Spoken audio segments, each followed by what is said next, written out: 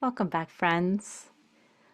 I am sitting here in awe of the fact that 2025 is nearly over. It was such a loaded year and so full and exhausting and crazy. What a ride, right? I mean, for better and for worse. My husband and I were recalling some of the key elements of the last 12 months. We've literally relocated twice. We graduated 2 kids, moved both kids, expanded our family by a dog, and a whole lot of other things in between. And through all of the life changes and the stages and the growth, it hasn't always been easy. That is to say the least. It has not been easy, but it's definitely been worthwhile. And I'm sitting here and wondering, wow, if 2025 changed our lives that much, I can't even imagine what's around the corner in 2026. And if you're listening to this after the new year, who knows when that is? I hope that you're looking back only to measure back with gratitude and to celebrate growth and achievements and things we survived. This is a tradition that I have unknowingly started for the last several years. I've written a thank you note to the year itself, the calendar year that's closing out. And this year is no different. I have just, I'd say, a lot longer list of milestones to recall, some of which I shared with you. And I asked myself, what are the things, what are the lessons I'm carrying forward? And I noticed that there is some repetition, but the meaning is, we can learn the same lesson many times and it deepens each time depending on what lens we are looking at it in and what stage of life we are experiencing. And so, that being said, my list is pretty lengthy. But I thought I would just share some of them with you today, and maybe something will resonate. Maybe you'll hear some words that will either be the ones that you've needed to speak or think, or maybe they will trigger the words or the thoughts that you need to come up with of your own. Either way, I'm coming in with deep, deep humility and gratitude for the lessons that each of these things have offered me. So let's dive in. Here's one of the, I'd say, my top lessons that I've received in a new layer this year. And that is, you can be the change without becoming the chaos. I am learning and continuing to practice owning neutrality and anchoring in my own peace so that I can be the calm that maybe other people need around them, so that I can respond rather than react. And sometimes my response is silence and a compassionate smile. Because I'll be honest, there's a whole lot of things that I've been offered that I don't agree. I don't agree with, but I know that my truth is not the same as somebody else's. We will find points of resonance and we'll find points of where we can agree to disagree and honor that. So again, being the change that I would like to see in the world without participating in the chaos is not to say they can suffer, I won't. That's not at all what I'm talking about. Being a truth teller in whatever that looks like for you. But we have to start by being truthful with ourselves in order to make small changes, large changes, whatever kind of changes we need to align with our own truth. And knowing that I don't have to throw a wrench in things just to create chaos. And I know that we have a lot of very high profile characters playing that role right now. And I'm not here to bring chaos. I am here to speak truth. And my truth is love and compassion. The second thing I keep revisiting every year in a new level is with my boundaries. Again, I think I've rooted more deeply in the knowing that boundaries are love in action, and they do make room for miracles. So when those boundaries are where I need them to be, I'm holding space for what I see holds value. Do I fall into mindless activities like scrolling and watching silly animal reels? Yeah, but with intention, I give myself space to just have downtime, but I make boundaries around what I'm willing to absorb.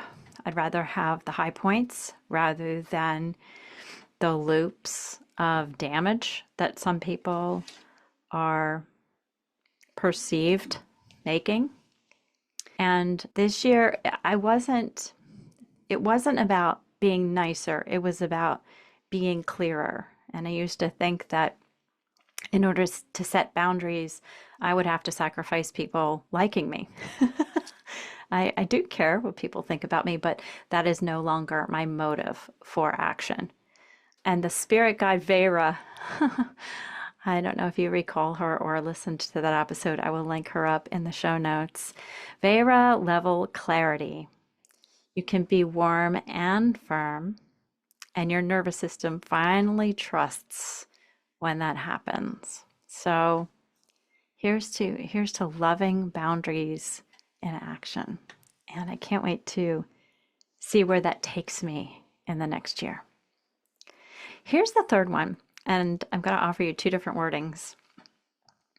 Looking at your body, your physical body, and it's tremendous value. And I don't mean from an ego-driven perspective or a keeping up with appearances perspective. I'm talking about each one of us respecting our own body as either an oracle or a barometer. Well, I don't know which of those resonate for you, but it's the body is not a problem to overcome. It's not a list of grievances.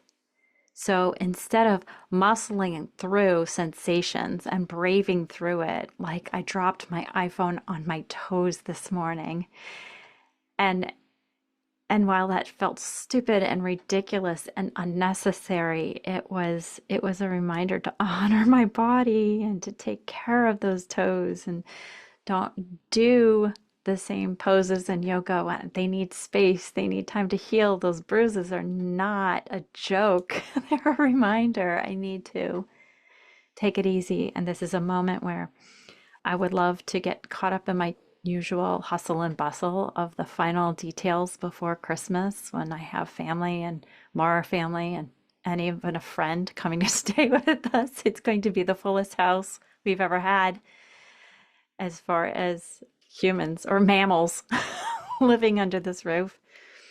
Instead of pushing and pushing and rushing and making the list of lists, my body's an oracle. It's giving me information, it's giving me wisdom, and it's telling me to rest and recover.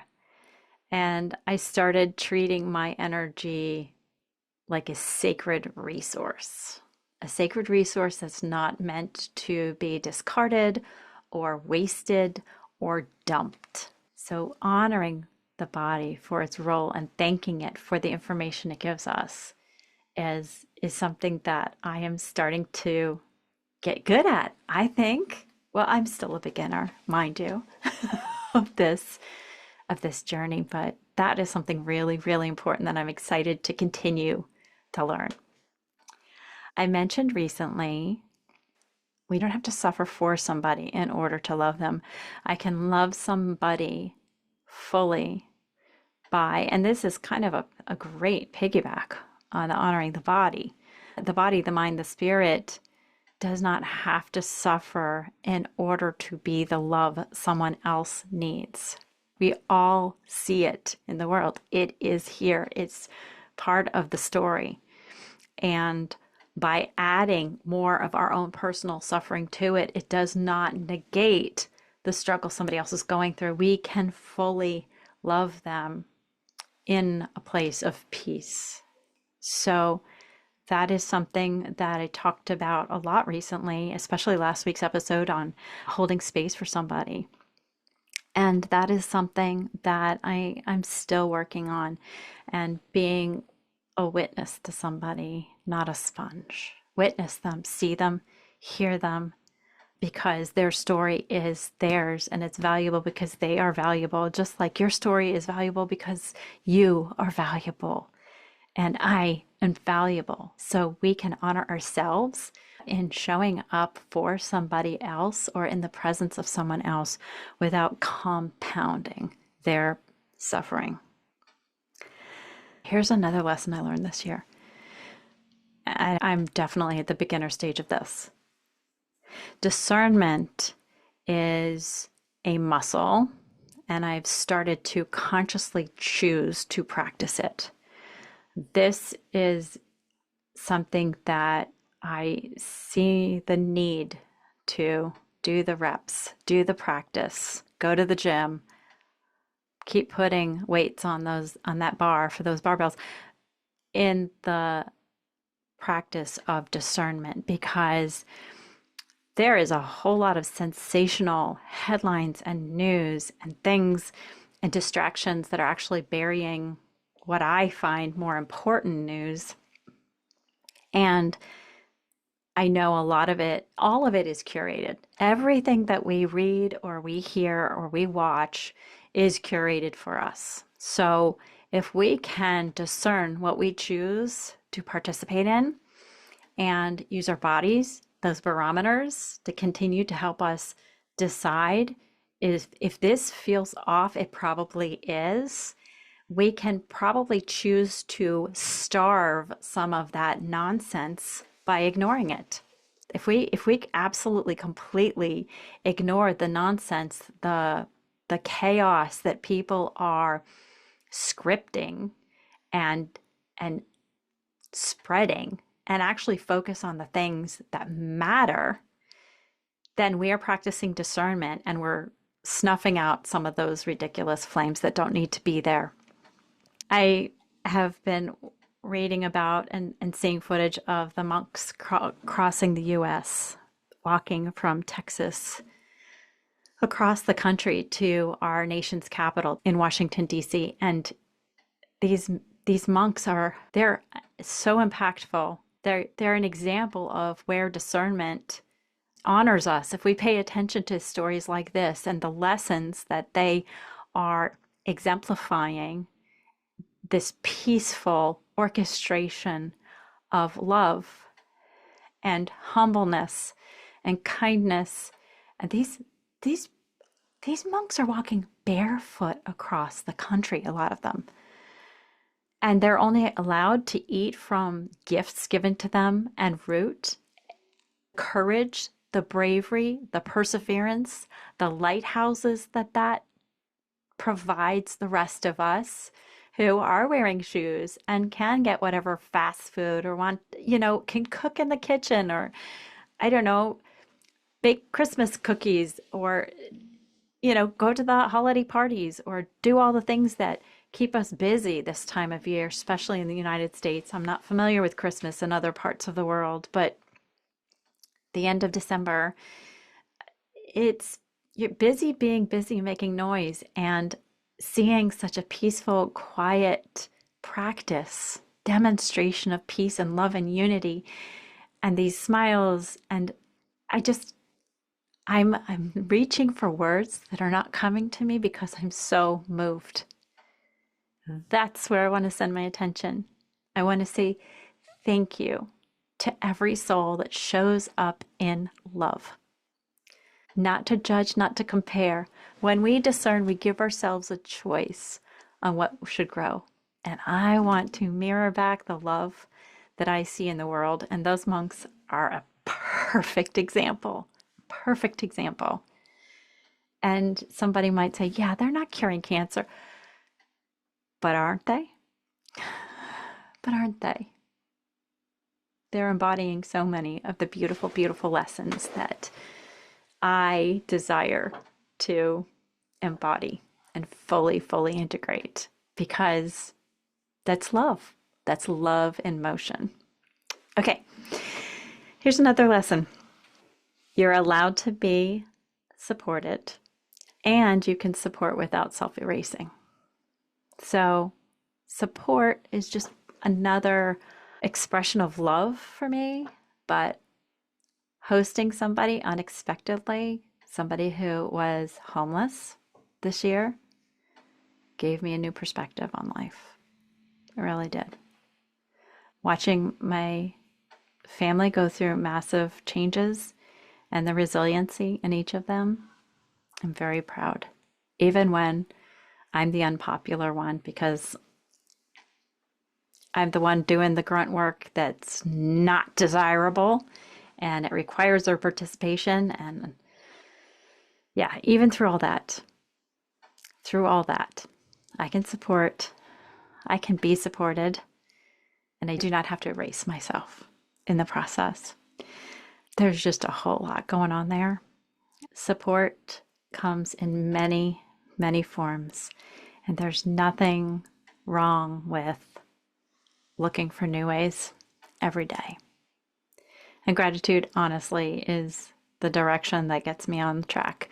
Because the more we find gratitude for, the more support we are receiving in the process. And that is so much easier to reflect back out into the world. I put a bunch of these episodes, from Picture Love into AI. And I was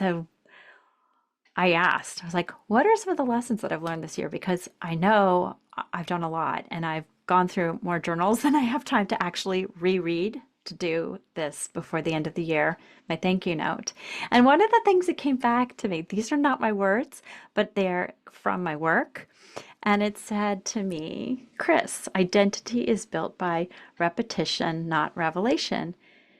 And it said, you didn't just wake up once, you practiced new choices until they became normal.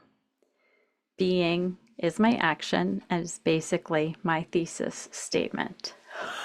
And I was so grateful to see my own words come back to me packaged like that because, yes, that is one of the biggest,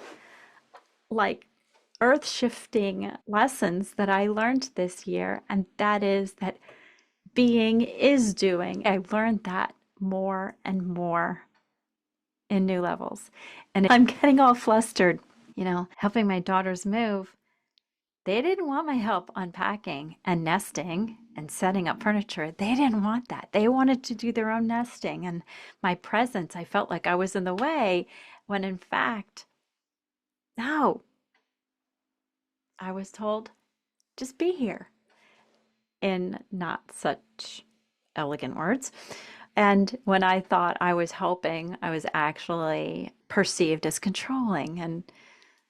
But I was really apron on, hands open, ready. Tell me what to do. And the doing that they wanted was the being. And the being present and being there was showing support just by being there. In the same way, I don't have to suffer for somebody who is confiding in me. I don't have to fix it. I don't have to fix it. I can just show up and give them support and know that my being is the most important doing I can give them. And that was a gift to me. And that's one of the ways I don't erase myself. And that's one of the ways I don't drain my body and my energy. And wow, why did it take me over half a century to learn that lesson? Why didn't somebody tell me sooner that being is doing? Anybody? Anybody else learning that lesson? Wow, I guess better late than never. Joy is the evidence of alignment. Joy. It's not something that needs to be scheduled and arranged and planned as a reward for later. When I am doing something joyfully, whether it's walking the dog or writing a card or cooking or showing up at a meeting or tax forms, all of that can be done with grudge with stress, with hurry, hustle culture, it can be done with joy. And when I show up and I do something from a place of love and joy, and gratitude helps me tap into that, then that is a sign, that is a symptom of being aligned with who I really am and showing up as who I am. Because when I show up grudging and unforgiving and holding resentment or fatigue as my focus, I am not aligned with who I really am.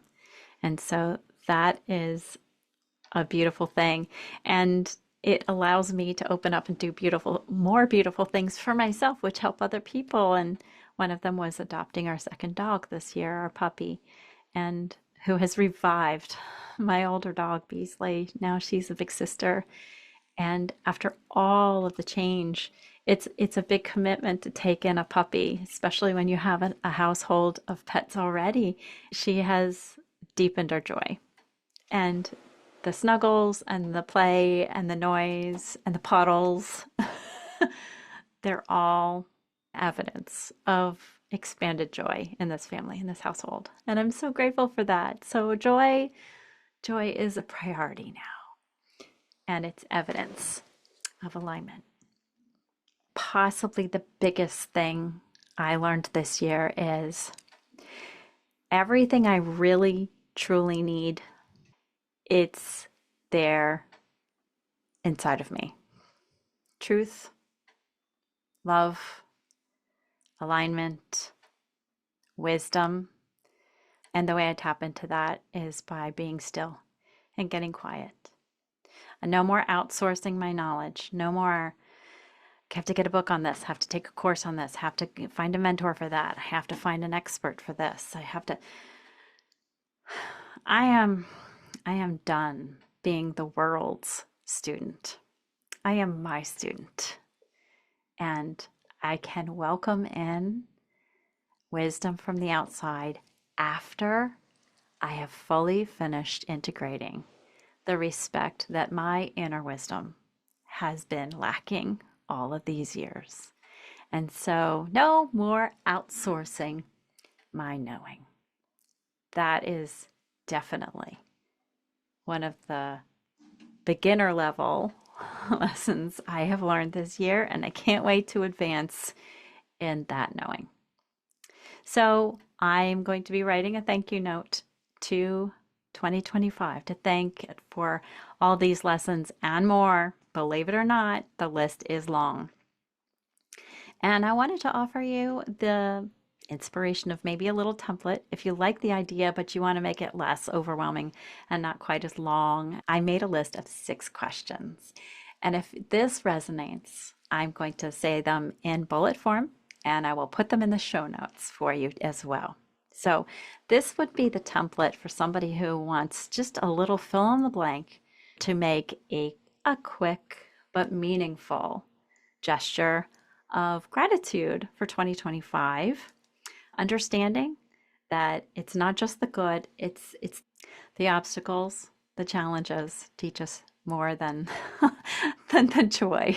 It's often that way. Okay, so if you would like a template for a heart-led thank you to 2025, here are the 6 points I would suggest. Number 1, dear 2025, the moment I want to thank you for the most is fill in the blank. Here's the second one. The strength I discovered in myself was, and if you don't know how to word that, you could say, I didn't know I had this blank until blank. And that gives you a way of wording it to acknowledge maybe something that happened. Here's the third one. The part of me that healed, softened, or returned home was. And another way to word that would be, I'm grateful I came home too. Fill in the blank. Here's the fourth one. The love I received from a person, animal, place, presence, situation looked like this. And you can describe it. Or you could say, love showed up for me this year when. Fill in the blank. Don't forget to look within yourself, how love showed up for you through you. Here's the fifth. you might want to choose.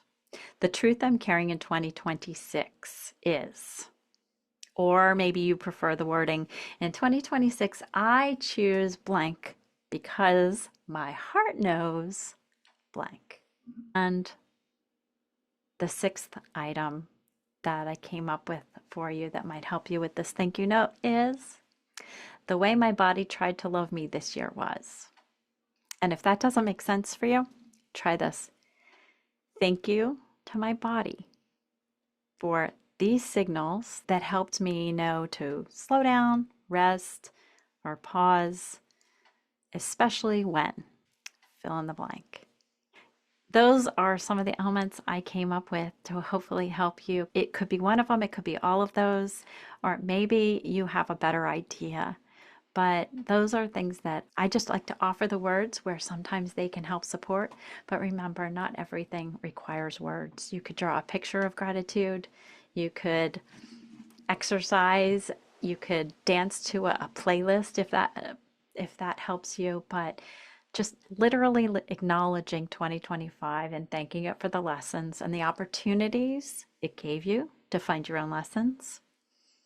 That is a beautiful way to wrap it up. Give yourself closure so that you can go forward with a clean slate and a deliberate intention to be present in the new year. I hope that that supports you today. I'd love to hear what resonated with you.